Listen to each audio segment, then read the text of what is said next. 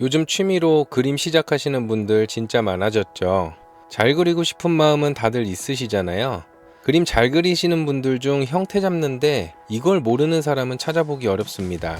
근데 안타깝게도 많은 분들이 형태 잡는 게 정확히 뭔지도 모른 채 무작정 따라 그리고 계십니다. 저도 처음 그림 그릴 때 그랬습니다. 이 형태의 본질을 모르면 어떻게 되나요?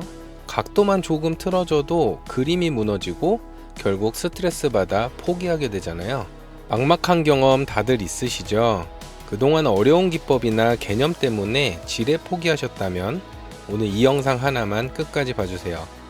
도대체 이것이 뭐길래 그림쟁이들이 무조건 쓰라고 하는 건지, 그리고 막연한 그림 초보분들이 당장 연필을 들고 어떤 방법을 피해야 할지 싹 알려드리겠습니다.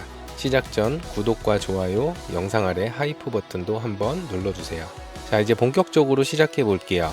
많은 분들이 이런 그림을 보면 바로 겁부터 먹습니다. 지금 화면에 있는 바이올린 같은 경우만 봐도 그렇죠. 일단 생김새 자체가 너무 복잡해 보여요. 둥글죠? 잘록하죠? 좌우로 휘어 있죠? 위에는 또 작은 부품들이 달려 있습니다. 줄도 있고 구멍도 있고 각도도 미묘하게 꺾여 있어요. 그래서 초보분들은 보통 어떻게 시작하냐면 제일 먼저 바깥쪽 라인을 따라가려고 합니다. 눈에 보이는 외곽선을 그대로 베끼려는 거죠. 근데 바로 여기서부터 그림이 무너지기 시작합니다. 왜냐하면 사람 눈은 복잡한 곡선을 정확하게 기억하거나 재현하는 데 익숙하지가 않습니다. 특히 바이올린처럼 좌우가 비슷하면서도 미세하게 달라 보이는 형태는 그냥 윤곽선만 따라가다 보면 어느 순간 내가 지금 어디를 그리고 있는지도 헷갈리게 됩니다. 위쪽 곡선이 더 컸나? 아래가 더 넓었나? 허리 부분이 이 정도로 잘록했나? 이렇게 계속 흔들리게 됩니다. 그러면 처음에는 비슷한데 싶다가도 조금만 내려가면 비율이 틀어지고 목 부분을 붙일 때 갑자기 중심이 안 맞고 마지막에 전체를 보면 어딘가 찌그러진 느낌도 확 드는 거예요. 이게 바로 많은 초보분들이 말하는 분명 따라 그렸는데 이상해요의 정체입니다. 그럼 왜 이런 일이 생길까요? 그림 실력이 부족해서? 손이 똥손이라서? 아닙니다. 진짜 이유는 단 하나예요. 복잡한 대상을 복잡한 그대로 보려고 했기 때문입니다. 다시 말해 아직 그릴 준비가 안 된 정보를 처음부터 한 번에 처리하려고 한 거예요. 우리가 그림을 쉽게 그리기 위해 반드시 알아야 할 핵심이 바로 여기 있습니다.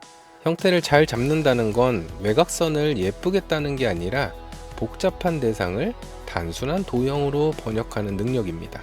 이게 오늘 영상에서 말하는 이것의 핵심입니다. 도형화, 구조화. 쉽게 말해서 눈앞에 어려운 대상을 내가 이해할 수 있는 쉬운 덩어리로 바꾸는 거예요. 그림을 잘 그리는 사람들은 손이 빨라서 그리는 게 아니라 이 번역 과정을 자동으로 하고 있기 때문에 정확해 보이는 겁니다. 지금 이 바이올린 그림을 다시 한번 보세요. 완성된 선만 보면 어려워 보이지만 사실 이 그림 안에는 이미 답이 다 들어 있습니다. 가장 먼저 보이는 건 큰 몸통이죠. 초보분들은 몸통 바깥 라인부터 보지만 사실 먼저 봐야 할 건 그게 아닙니다. 몸통 전체가 어떤 큰 도형 안에 들어가 있는지를 먼저 봐야 합니다. 바이올린 몸통은 얼핏 자유곡선처럼 보여도 크게 보면 세로로 긴 하나의 박스 안에 들어갑니다. 그리고 그 박스 안에서 위쪽 덩어리 하나, 가운데 잘록한 허리 하나, 아래쪽 큰 덩어리 하나로 나뉩니다. 즉 처음부터 예쁜 바이올린 라인을 보지 말고 세로로 긴 상자 안에 위아래 타원이 들어가 있고 가운데가 좁아진 구조로 보는 겁니다. 이 시점부터 갑자기 쉬워집니다. 왜냐하면 우리는 복잡한 곡선을 그리는 게 아니라 먼저 큰 비율을 잡는 일을 하게 되거든요. 예를 들어 몸통을 그릴 때도 그냥 라인을 따지 말고 먼저 세로 중심선을 하나 긋습니다. 이 중심선은 엄청 중요합니다. 바이올린은 좌우 대칭에 가까운 물체라서 중심선이 무너지면 전체가 바로 틀어져 보입니다. 초보분들이 가장 많이 놓치는 게 바로 이 축입니다. 예쁘게 그리려는 마음이 앞서서 중심을 안 잡고 시작하니까 왼쪽은 맞는데 오른쪽이 안 맞고 위는 괜찮은데 아래가 흘러내리는 거죠. 그래서 무조건 먼저 중심축, 그리고 그 축을 기준으로 위쪽 덩어리의 높이, 가운데 허리의 위치, 아래 덩어리 크기를 나눠주세요. 여기서 중요한 건 디테일이 아니라 비율입니다. 위가 조금 작고 아래가 더 크다. 허리는 가운데보다 약간 아래에서 가장 좁아진다. 몸통 전체는 완전 직선이 아니라 살짝 기울어져 보인다. 와 같은 큰 흐름을 먼저 잡는 겁니다. 그 다음은 몸통을 둥근 덩어리로만 보지 말고 입체 도형의 결합으로 보는 연습이 필요합니다. 많은 분들이 도형이라고 하면 동그라미, 네모, 세모만 떠올리는데 그림에서 말하는 도형은 시험지 도형이 아니라 입체를 이해하기 위한 단순한 틀에 가깝습니다. 바이올린 몸통은 납작한 판처럼 보이지만 실제로는 두께가 있고 앞판과 옆면이 존재하죠. 그래서 평면 타원 하나로 끝나는 게 아니라 위에서 눌린 상자 혹은 얇은 입체 상자로 생각해야 합니다. 지금 그림에서도 옆면 두께가 보이고 있잖아요. 이 말은 뭐냐면 우리는 단지 앞모양만 베끼는 게 아니라 이 물체가 공간 안에서 어떤 방향으로 놓여 있는지도 함께 잡아야 한다는 뜻입니다. 그래서 도형을 이용한 형태 잡기에서 가장 중요한 건 닮은 모양 찾기가 아니라 방향과 부피를 동시에 잡는 것이에요. 예를 들어 목 부분을 보겠습니다.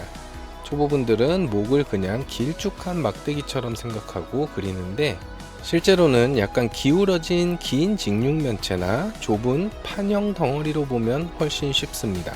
왜냐하면 막대로 보면 폭의 변화와 기울기를 놓치기 쉬운데 박스로 보면 위아래 너비, 기울어진 축, 몸통과 연결되는 각도가 한 번에 보이기 때문이에요.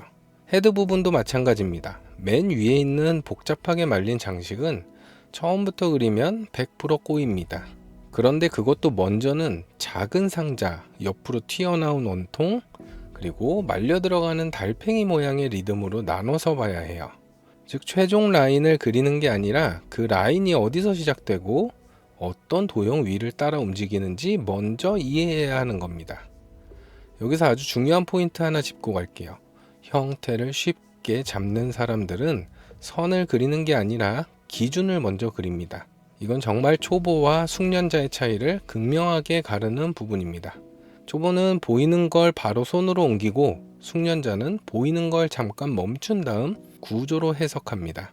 중심선, 가로기준선, 가장 넓은 부분, 가장 좁은 부분, 기울어진 축, 큰 덩어리와 작은 덩어리와의 관계, 이런 기준이 먼저 들어가면 나중에 곡선을 그릴 때도 감이 아니라 근거로 그리게 됩니다. 그래서 삐뚤어질 가능성이 훨씬 줄어듭니다. 쉽게 말하면 외곽선은 마지막 화장이고 도형은 뼈대입니다. 뼈대 없이 화장부터 하면 당연히 무너질 수밖에 없어요. 또 하나 초보분들이 자주 오해하는 게 있습니다.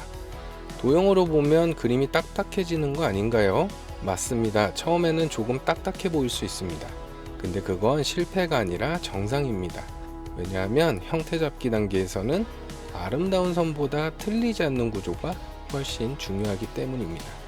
처음부터 유려한 곡선을 노리면 눈은 속일 수 있어도 구조는 속일 수가 없습니다. 반대로 도형을 거칠게 잡아두면 처음엔 조금 투박해 보여도 그 위에 곡선을 얹는 순간 형태가 훨씬 안정적으로 살아납니다. 지금 바이올린도 마찬가지예요. 이 악기의 우아한 곡선미는 그냥 예쁜 손놀림에서 나오는 게 아니라 큰 덩어리, 비율과 중심축이 정확히 잡혀 있을 때 비로소 살아나는 겁니다. 그래서 여러분이 오늘부터 꼭 바꿔야 할 습관이 하나 있습니다. 대상을 보자마자 어떻게 생겼지? 라고 묻지 말고 먼저 어떤 도형으로 나눌 수 있지? 라고 물어보세요. 이 질문 하나가 그림의 난이도를 확 낮춰줍니다. 바이올린이면 세로 박스, 위아래 큰 타원 덩어리, 가운데 좁아지는 연결부, 기울어진 긴 목, 원통형 패그, 얇은 줄, 이렇게요. 그러면 더 이상 이 그림은 엄청 복잡한 악기가 아니라 몇 개의 도형이 연결된 구조물이 됩니다. 바로 그 순간부터 그림은 재능의 영역이 아니라 분석의 영역으로 들어옵니다. 그리고 분석이 가능해지면 연습도 가능해집니다. 정리해 보겠습니다. 복잡한 형태를 어려워하는 건 너무 당연합니다. 문제는 여러분이 못 그려서가 아니라 복잡한 걸 복잡한 그대로 따라 그리려고 했기 때문입니다. 형태 잡기의 시작은 외곽선을 잘 따는 게 아니라 큰 도형을 보고 중심축을 세우고 비율을 나누고 입체 방향을 읽는 겁니다. 오늘 이 바이올린도 사실은 예쁜 곡선의 집합이 아니라 박스와 타원, 원통과 축으로 이루어진 구조입니다. 이걸 보는 눈만 생기면 이전에는 막막했던 대상도 훨씬 쉽게 다가옵니다. 즉, 똥손 탈출의 시작은 손기술이 아니라 관찰 방식의 교정입니다. 그림은 손으로 그리기 전에 눈으로 먼저 단순화해야 합니다. 이 원리를 이해하면 이제부터는 더 이상 뭘 어떻게 시작해야 할지 모르겠어요가 아니라 이건 이렇게 나눠서 잡으면 되겠구나로 바뀌게 될 거예요. 그럼 이제 진짜 중요한 얘기를 한번 해보겠습니다. 도형으로 보세요. 여기까지는 알겠는데 막상 종이 앞에 앉으면 또 손이 멈추거든요. 그래서 필요한 게 바로 순서입니다. 그림 초보분들이 제일 많이 놓치는 게 뭐냐면 순서 없이 눈에 띄는 부분부터 그린다는 거예요.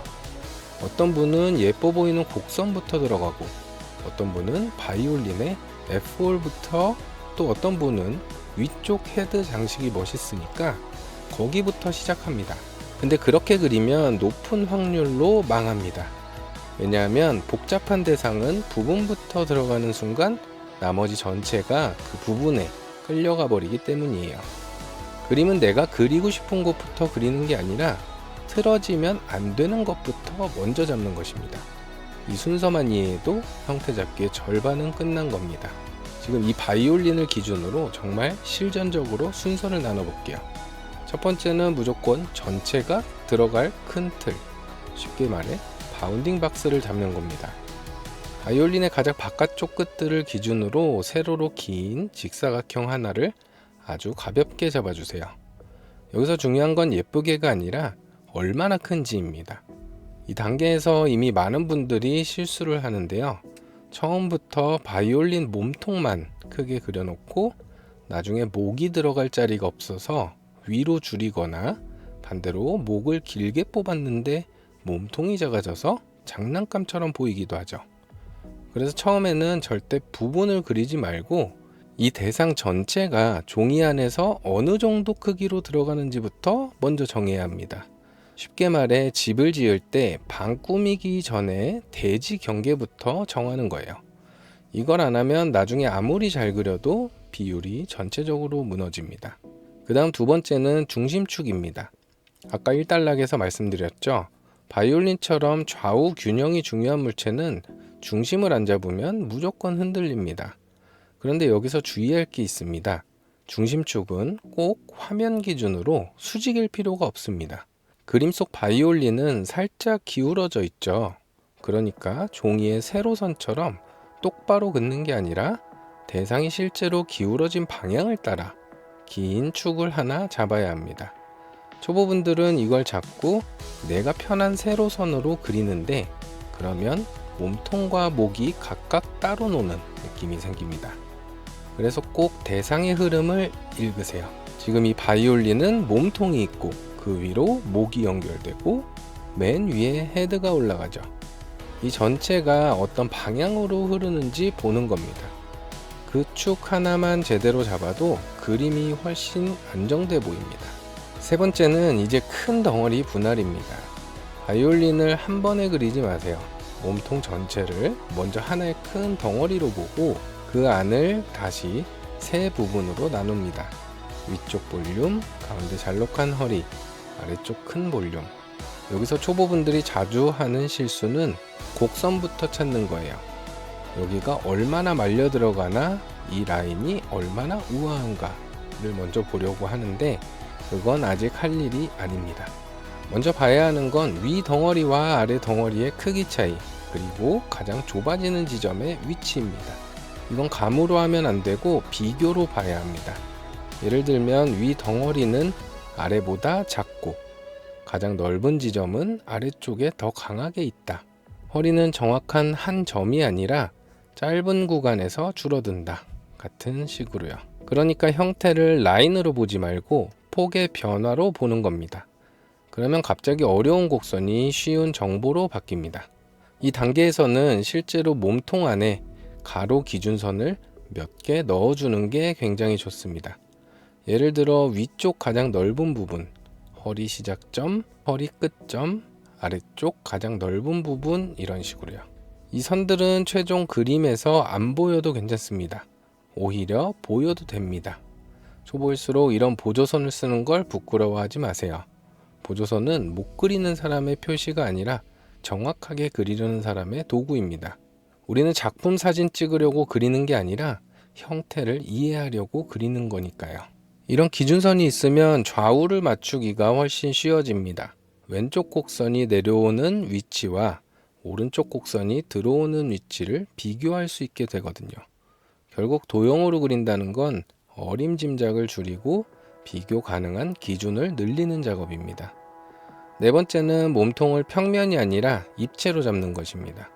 여기서 많은 초보 그림이 갑자기 평면 포스터처럼 보여요. 왜냐하면 앞모습 외곽선만 그리고 끝내기 때문입니다. 그런데 바이올린은 두께가 있습니다. 옆판이 보이고 앞판과 옆면이 분리되고 아래쪽 가장자리에도 입체감이 있어요.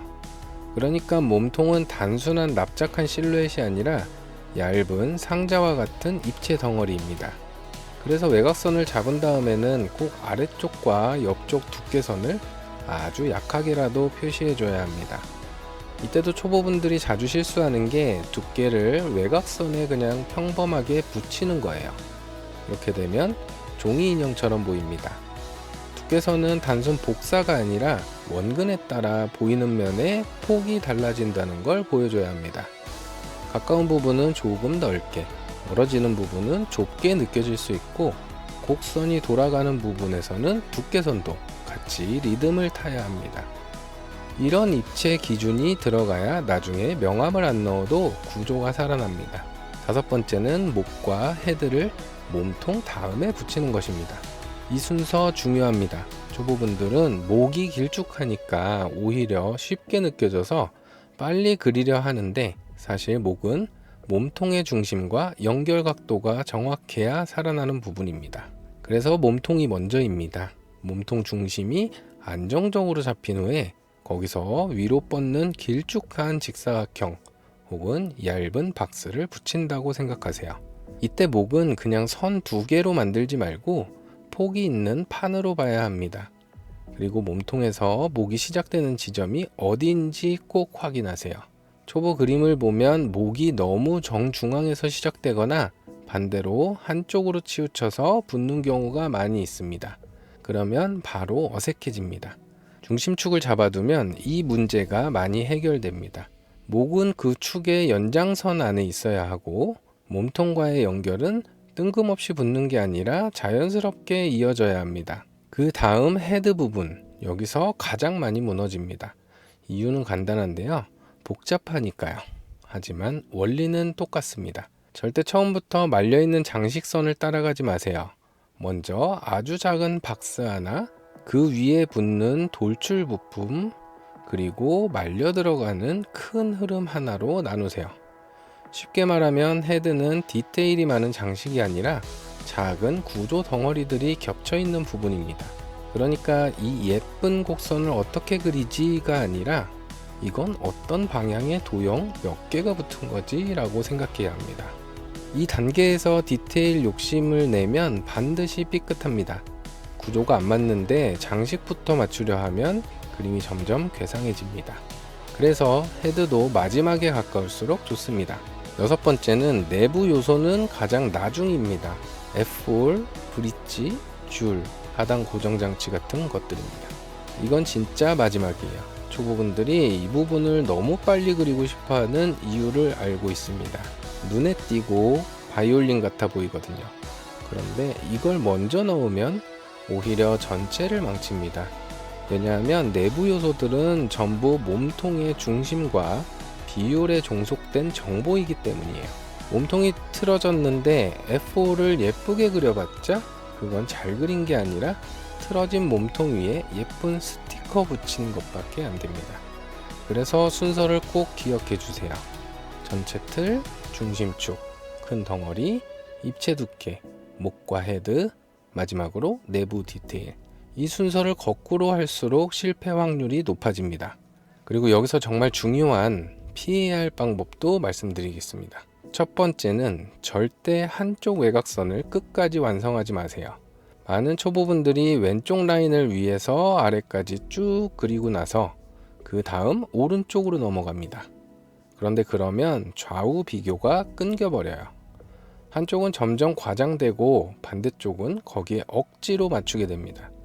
그래서 한쪽을 길게 완성하지 말고 위 덩어리 좌우를 같이, 허리 좌우를 같이, 아래 덩어리 좌우를 같이 맞춰가며 진행하세요.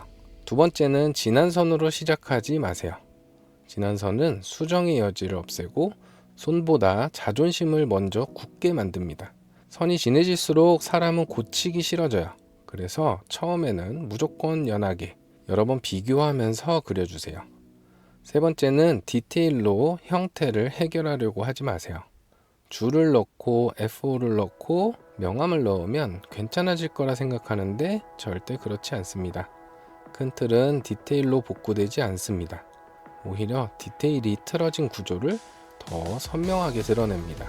결국 형태 잡기에서 제일 중요한 건 손재주가 아니라 순서에 대한 믿음입니다. 처음에는 너무 단순하게만 그리는 것 같아서 불안할 수 있어요. 이렇게 네모, 타원만 그려서 언제 바이올린이 되지? 싶은 마음이 들 수도 있습니다. 근데 바로 그 단계를 못 참고 건너뛰니까 늘 중간에 무너지는 거예요.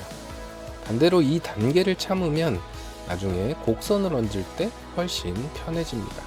이미 어디가 넓고 어디가 좁고 어디서 기울고 어디가 연결되는지 다 알고 있으니까요. 그림은 예쁜 선 한 방으로 완성되는 게 아니라 틀리지 않는 정보가 차곡차곡 쌓여서 완성되는 겁니다. 특히 복잡한 대상일수록 더 그렇습니다.